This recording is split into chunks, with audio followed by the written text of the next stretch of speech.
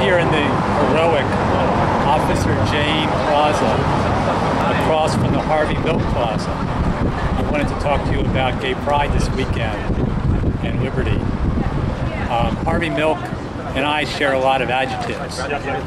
East Coast, Jewish, gay activist, entrepreneur, politician, working for peace and justice and equality.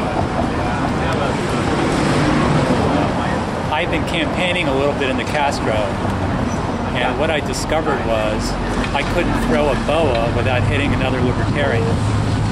So I began to think, what is it that makes so many gay folks libertarians?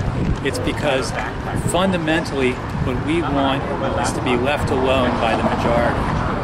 We want the majority to understand that everybody has the rights to live as they choose and not have other people tell them what to do, how to do, especially how to love.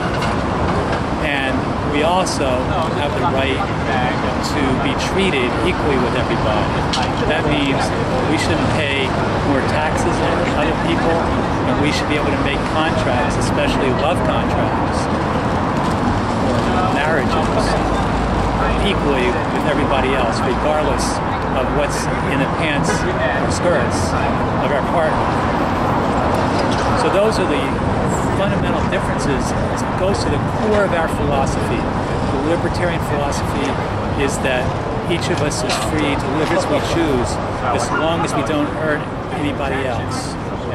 And both Republicans and the Democrats have a core philosophy that the majority can trample on people's rights to live as they choose, or even their rights to prosper. That the majority can take, if the majority decides to go to war, the majority can take all your resources, all your money, and even your life and put you in harm's way, because the majority says that's important. And what libertarians say is that the government needs to be very limited scope and held in a very tight box, and preferably different parts of the government fighting each other, so that the people have their liberty to live as they choose. This is why when the Libertarian Party was formed, we were formed by Democrats, radical Democrats who were tired of the war in Vietnam, radical Republicans who were very upset with Nixon's economic policies. They came together to form these core beliefs that we are all free and should not be subjected to the whims of the majority. The majority has been very dangerous to gay people all through history and even to this present day. Gay people have been murdered, killed by the state, imprisoned by the state. Our love has been made illegal, even as recently as 1969. The Democratic governments of New York City were raiding and arresting gay people just for congregating.